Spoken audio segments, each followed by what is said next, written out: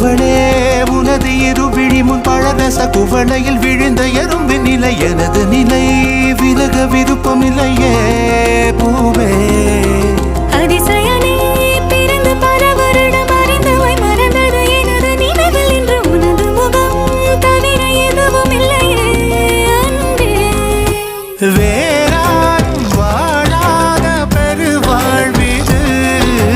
நினைத்தாலே மனமெங்கும் மழை தூவுது மழலையின் வாசம் போதுமே தலையினில் வானம் போதுமே ஒரு கணமே உன்னை பிரிந்தால் உயிர் மலர் காய்ந்து போகுமே நீதானே பொஞ்சாதி நானே உன் சரிபாதி நீதானே பொஞ்சாதி